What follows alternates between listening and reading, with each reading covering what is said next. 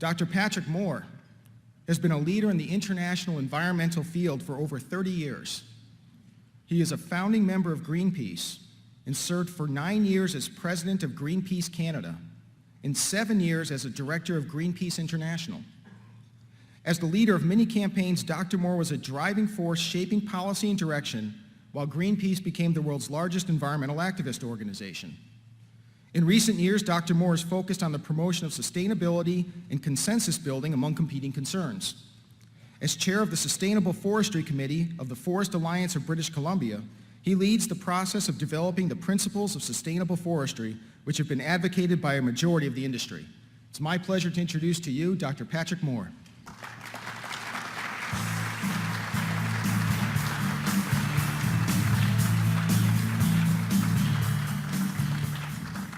Thank you, James. Good morning, everyone, and thanks very much to the Heartland Institute for inviting me here to present my thoughts on the subject of climate change. But first, let me give you a little thumbnail of where I've come from over these many years. This was my home for my first 14 years, a small logging camp on the northwest tip of Vancouver Island in the rainforest by the Pacific. I didn't realize how lucky I was. There's the town today, growing up playing on the tide flats by the salmon spawning streams in the rainforest until I was sent off to Vancouver to boarding school, eventually finding myself at the University of British Columbia studying the life sciences, biology, biochemistry, genetics, a little forestry. And then in the mid-1960s, before the word was known to the general public, I discovered the science of ecology, the science of how all things are interrelated and how people are related to them. And in the mid-1960s, at the height of the Vietnam War, the height of the Cold War, and the threat of all-out nuclear war, and the growing concern for the environment, I was transformed into a radical environmental activist. I can't seem to get it to go that way anymore. I found myself in a church basement with a like-minded group planning a protest voyage against U.S. hydrogen bomb testing in Alaska. We proved that a somewhat ragtag-looking bunch, that's me under the P in '71, could sail a leaky old halibut boat across the North Pacific, help galvanize public opposition to the tests, and change the course of history. That turned out to be the last hydrogen bomb the United States ever detonated. President Nixon canceled the remaining tests in the series due to the overwhelming opposition we had spearheaded. On our way back from Alaska, we were welcomed into the big house of the Namgis Nation at Alert Bay, near my northern Vancouver Island home, where they made us brothers of the tribe. For this began for Greenpeace the tradition of the warriors of the rainbow. It's after a Cree legend that says one day when the skies are black and the birds fall dead and the waters are poisoned, that people around the world will join together to save the earth. We named our ship the Rainbow Warrior, and I spent the next 15 years full-time on the front lines of the movement around the world. Next, we took on French atmospheric nuclear testing in the South Pacific.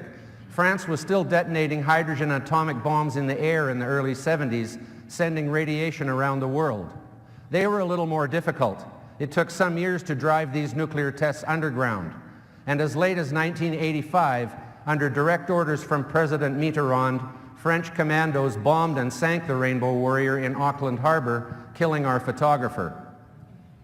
Going back again to the 70s, here I am driving a small rubber boat into the first encounter with the Soviet factory whaling fleet in the North Pacific in 1975.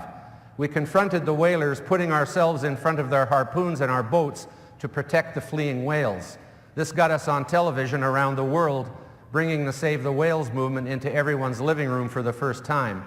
Just 4 years later, factory whaling was banned in the North Pacific and eventually in all the world's oceans. Here I'm sitting on a baby seal off the east coast of Newfoundland to protect it from the Hunters Club. I was arrested and hauled off to jail. The seal was clubbed and skinned, but this picture appeared in over 3,000 newspapers around the world the next morning. This and many other direct actions eventually brought changes to the way Canada manages its seal herds. Anyways, by the mid-'80s, we'd grown from a church basement into a group with $100 million a year coming in and offices in 20 countries around the world. Presidents and prime ministers now spoke of the environment on a regular basis. But for me, it was time to make a change. I had been against at least 3 or 4 things every day of my life for 15 years. I decided it was time to try and figure out what I was in favor of for a change. I made the transition from the politics of confrontation, which is basically about telling people what they should stop doing, to the politics of trying to find consensus about what we should do instead. There is no escaping the fact that 7 billion people wake up every morning on this planet with real needs for food, energy, and materials. Sustainability, which for me was the next logical step after environmental activism, is partly about continuing to provide for those needs, maybe even getting a little more food and energy for people in the developing world, while at the same time constantly striving to reduce the negative impact caused by getting the food, energy, and material from the Earth's environment. Anyways, I could go on forever, but that's my story from the early years. Why did I leave Greenpeace after 15 years? When I began with Greenpeace, we had a strong humanitarian orientation to stop all-out nuclear war, to save civilization from destruction. By the time I left 15 years later, that's the peace in Greenpeace, of course. By the time I left 15 years later, Greenpeace had drifted into a position along with the rest of the movement as characterizing humans as the enemies of the earth. And that was not for me. We are part of nature and from nature.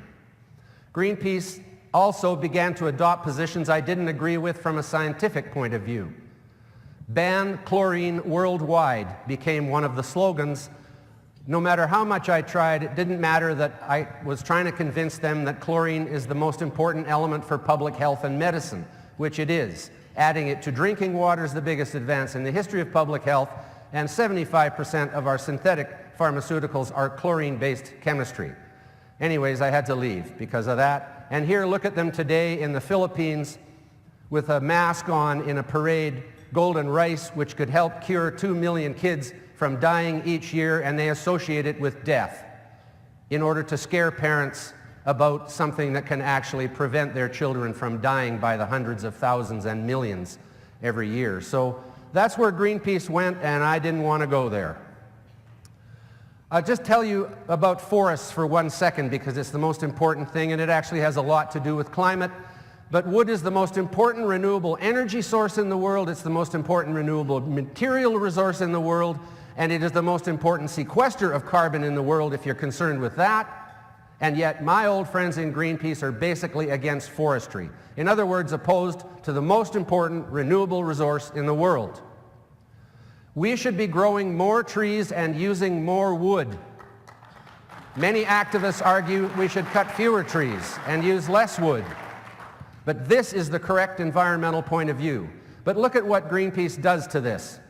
Here's what the IPCC says. They're actually correct on this, except it takes them 38 bureaucratic words to say it. In the long term, a sustainable forest management strategy aimed at maintaining or increasing forest carbon stocks, that's what they call trees, while producing an annual sustained yield of timber, fiber, or energy from the forest will generate the largest sustained mitigation benefit, means the best thing to do. In other words, they're saying use trees instead of using steel and concrete wherever you can, and you will reduce energy consumption and you will be using something renewable. Greenpeace says, the IPCC says the easiest and cheapest way to fight climate change is to, quote, leave trees standing and protect its biodiversity, unquote. When I challenged this, the Greenpeace person said, oh, I didn't mean to put quotes around it, I was just paraphrasing. But that's a lie too. It isn't a paraphrase. What the IPCC is saying is grow more trees and use more wood. 6 words. Of course, there are many opinions about climate change. There is the IPCC, which says, sorry, well, how did that get there? That must have, wow, yeah, that got reversed in the translation there somehow. Read the second one first. You know it all. It's extremely likely that human influence has been the dominant cause of the observed warming since the mid-20th century. Extremely likely. Does it make it more likely to put the word extremely in front of likely? They say yes. They say that means 99%, because very likely is 90%. And so they put percents along with adjectives that go with likely. What it turns out, actually, is that this is not a scientific word at all, likely. And even in the IPCC report, it says it's an expert judgment in the same paragraph as they say this extremely likely. An expert judgment is not a fact, it is an opinion. This is an opinion, so let them have their opinion, but they should make it clear that it's an opinion. Back up here. Whoa. Okay, start over again. Anyways, this is what, wow, I got too far back, didn't I? There I go. This is what the Global Warming Petition Project, 31,000 scientists and professionals, all from the United States. This isn't even an international list, so much for your consensus. But I put my faith in the late Michael Crichton, who said, "I'm certain there's too much certainty in the world."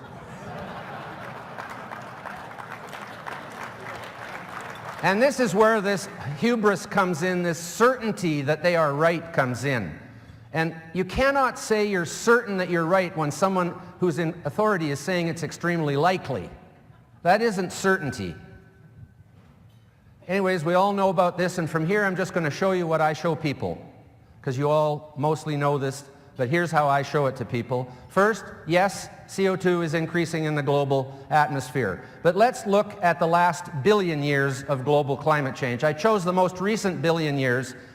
There is actually 3.5 more billion years of climate change before this. But we know pretty well that this is what has happened over the last billion. It's generally been warmer than it is today by many degrees Celsius. 22 degrees average global temperature has been the norm. But then there have been 4.5 ice ages during this period of time where temperature plummets on average down to 12 degrees, even 10 degrees Celsius global average. Today, the global average temperature is 14.5 degrees Celsius. We are in an ice age called the Pleistocene. That's why both poles are covered in ice. People don't understand that we are in an ice age now. This is an interglacial period within the Pleistocene ice age, and it is generally a cold time in terms of the Earth's history. Why are there 300 million people in the United States and only 30 million people in Canada? One word: cold. Sometimes I think that's why you let us have it. And you saw this graph yesterday in a different format, but anyways, it's the most recent 600 million years since modern life emerged during the Cambrian explosion, and it shows very clearly that there's no lockstep correlation between CO2 and global temperature. At times, they seem to be moving in a similar direction. In other words, there seems to be correlation sometimes, but as you know, correlation doesn't prove causation, and you'd need to see a lot more of a lockstep relationship. It seems that temperature is bounded on the top and the bottom, probably by a lot of feedback forces that are creating a maximum and minimum, and we're in one of those minimums right now. Yeah, it shows right there, for example, that now it's 14.5 C and CO2 is about 400, whereas the average over the last 600 million years has been around 2,000, which coincidentally is the optimum CO2 level for plant growth, about 4 to 5 times higher than it is today. That's why greenhouse growers purposely put the exhaust from their gas or wood heaters into the greenhouse to increase growth by as much as 100%. So we can look forward to increasing productivity in agriculture from increased CO2, as many of you know. Now this to me is the graph, if you accept this as true, which it probably is something like true, because it has been warming for the last 100 years or so. The IPCC says that we've been the dominant cause since the mid-20th century. That's 1950. In other words, they do not ascribe the rise in temperature between 1910 and 1940, which you see there, to human-caused emissions, because we weren't emitting much back then. They only say it's the part between 1970 and the year 2000 that was caused by humans. Then what caused the rise in temperature between 1910 and 1940? Because it is identical in duration and size, 0.4 degrees over 30 years. They're both the same. It is not logical to be extremely likely that the second one is caused by us and the first one is caused by something else, which they don't really say what it is. So this to me demonstrates the logical fallacy of claiming that we are the dominant cause of global warming.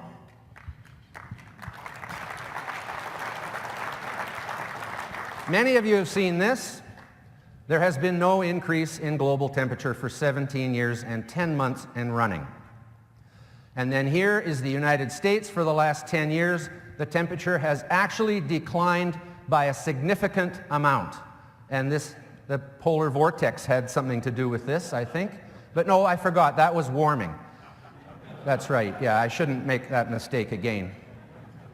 And here, of course, is the Arctic sea ice, which has right now is nearly 1 million square kilometers below its average since 1979, when we first started measuring it from a satellite. We have no idea what the extent of Arctic sea ice was before then, but somehow or other Amundsen got through there with an 8-horsepower motor and a wooden boat in 1904. And the Canadian ship St. Roch got through there in 1942 or 4, both ways back and forth with a small engine, without a big icebreaker. So, what was it? Who knows what it was like back then during the heat wave of the 1930s into the 40s. And here, of course, is the Southern Ocean, where if you take the difference between the Antarctic and the Arctic, there is now nearly 1 million square miles more sea ice than the average since we started measuring it in 1979. And this is the sum total of our knowledge about sea ice. And apparently this is also due to global warming, the increasing extent of sea ice in the Antarctic, whereas the decreasing extent of sea ice in the Arctic is also due to global warming. So I get it. Everything is due to global warming.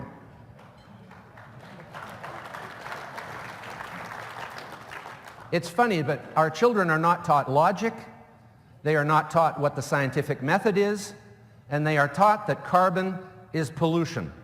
Oh, carbon dioxide, sorry.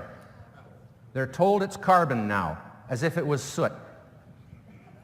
This is sea level rise post-glaciation. The rapid rise in sea level all occurred between really 16,000 and 7,000 years ago, when the huge 2-mile thick low altitude, mid-latitude glaciers all disappeared.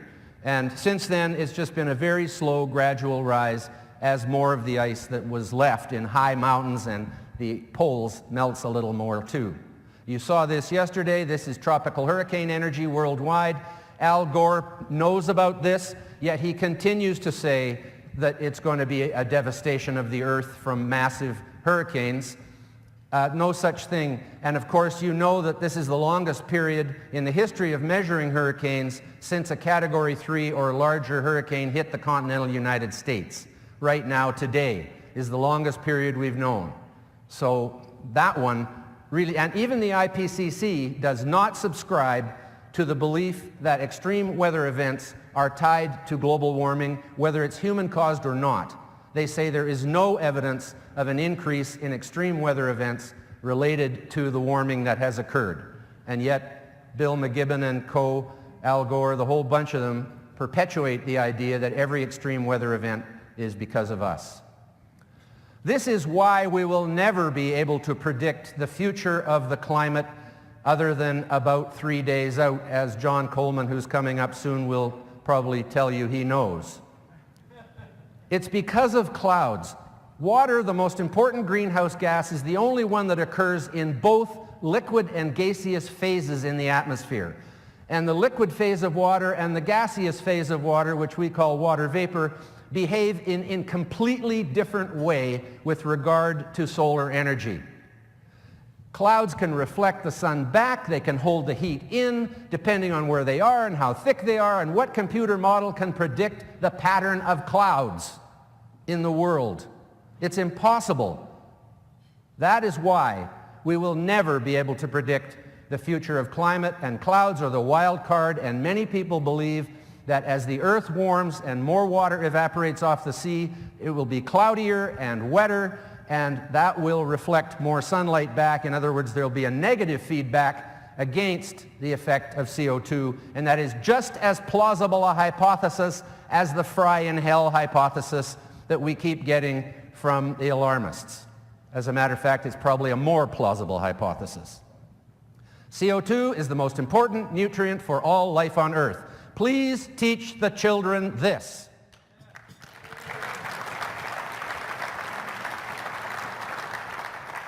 When we started emitting CO2, it was down to about 260 ppm. Now it's at 400. If it had gone down by the same amount as we've caused it to go up, plants would have started dying, because plants start dying at 150 ppm. Below that, and one of the reasons the CO2 has fluctuated during the glaciation we've had in the last 2.5 million years, is because when the plants start dying, they emit the CO2 that they hold, the carbon that they hold as CO2, and then it gets better again. And so we've been skipping along on top of this low point for CO2 for a long time now, and it's about time somebody did something about it.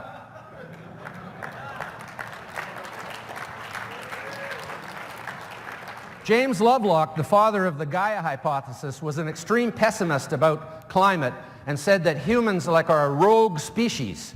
He has changed his mind.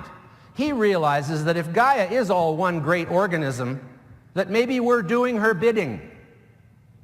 It's like Carlin said, the reason people came into existence is because the Earth wants plastic. And maybe the reason people came into existence is because the atmosphere wants a little more carbon dioxide for the plants. Who knows? 88% of world energy. I'm just going to do a little bit of energy here, because especially to people concerned about human-caused climate change, energy is the flip side of the coin, and global energy policy is what they want to get their hands on, as if there's some kind of dial you can turn somewhere that is going to change the climate. They want to stop this 88% of world energy produced by fossil fuels, and especially the part where oil is involved, where there really aren't many substitutes, because that's transportation, getting the food into the stores. Hydroelectric produces 20% of global electricity, the most important and cost-effective source of renewable energy. Greenpeace and the rest of them are against it. They're against wood, the most important renewable in the world. They're against hydro, the second most important renewable in the world. And between the two of them on an energy side, it adds up to about 85% of all the renewable energy in the world, and they are against it, even though it's reliable, cost-effective, etc. Three Gorges Dam, Greenpeace succeeded in getting the World Bank to pull the funding from this. Thankfully, we buy enough flat-screen TVs from those guys that they could afford to build it without the World Bank, and they did. It replaces 40 coal-fired power plants. If you're worried about emissions from coal plants, it stops floods from killing thousands of people downstream in bad flood years, and it allows them to irrigate twice as much land. This is a sustainable development.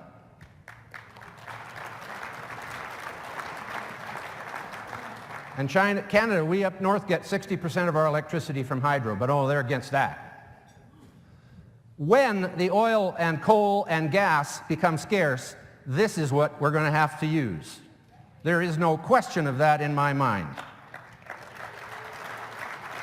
So let's work on making it even safer than it is, which is already safer than every other major energy technology we have.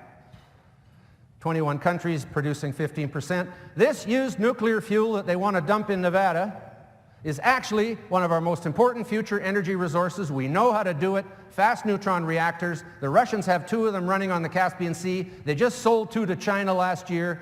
This is where we go.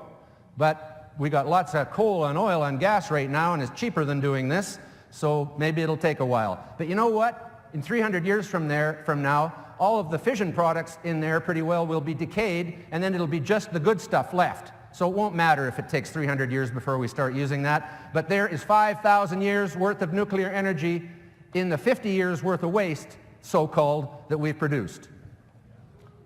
Nuclear and hydro are the only energy sources that can effectively replace fossil fuels, if that's what you're worried about. These are too expensive for the grid. A sustainability officer on Long Island described solar panels as a wealth-destroying technology. Here's a cost-effective use of solar energy to heat water, especially in sunny places. And this is the wind energy going in the world. It's only rich countries, mainly China in Asia, and then there's Europe and North America, putting all this stuff in. These are things that are going to be left rusting on the ground. Here's what happens with wind energy. One day you have 12,000 megawatts, the next day you got nothing. What do you do on the nothing day? Shut the schools, factories, hospitals, office buildings? Go home? No. You start a coal plant. That's what they're doing in Germany. In Germany, CO2 emissions and coal consumption has increased for the last 3 years running, while they call themselves the greenest energy country on earth. In the United States, because gas is replacing coal, in some areas, CO2 emissions have gone down steadily for the last 5 years without any massive government intervention. Greenpeace's fossil fuel dilemma. Their new $32 million ship, they say it's powered by super efficient electric motors and the wind, powered by the wind, as if the wind is powering the super efficient electric motors. Here they are protesting a coal plant being built on the shores of the Netherlands with all these wind farms around it. And Greenpeace says, you should be like us. You should power yourself with the wind. Don't build that coal plant. What's in the basement of that boat? 2 big diesel engines. That's how they power the super efficient electric motors. And if the wind isn't blowing, they have to fire them up. Or if it isn't blowing in the direction they want to go that day, they have to fire them up. This is called sail assist. And those windmills are wind assist for the coal plant when the wind is blowing. When it isn't, turn on the coal plant, just like Greenpeace turns on their diesel engines. Here's Greenpeace protesting a Russian oil rig with an oil-powered ship, saying we must end our addiction to oil. Is this hypocrisy? I think so.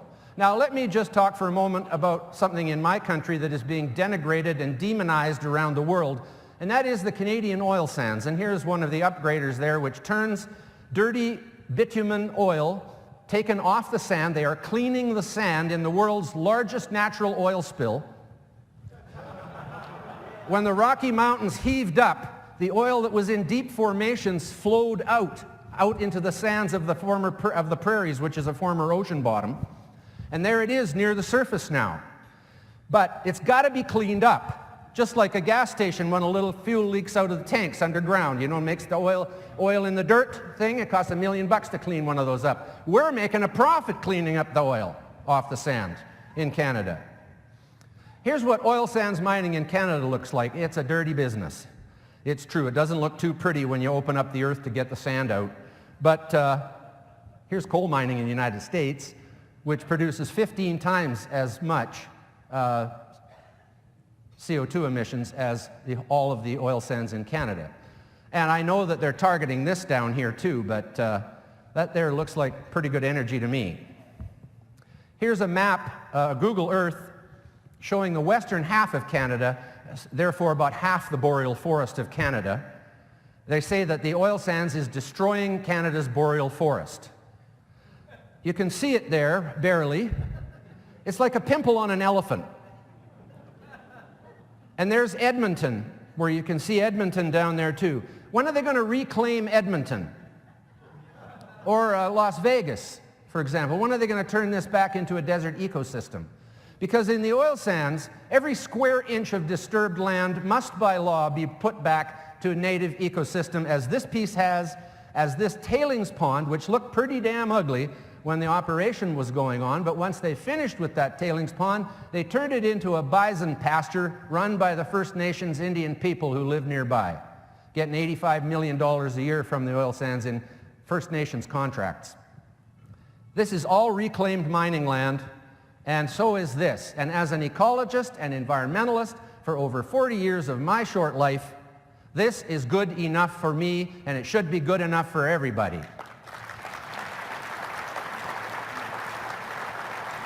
Thank you very much for listening to me this morning.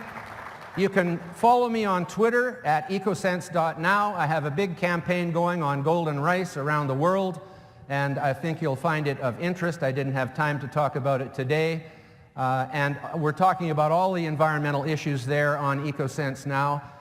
Climate change, GMOs, nuclear energy, and all those topics. And I think you'll find it interesting if you're into following tweets to come and join the conversation with me. Again, thank you very much for listening to me this morning. Oh, I just wanted to mention one more thing. John L. Smith, if you are here, your Las Vegas Review-Journal article is garbage. Thank you. Good job, Patrick. Thanks, James. Thank you. Thanks very much. I appreciate it.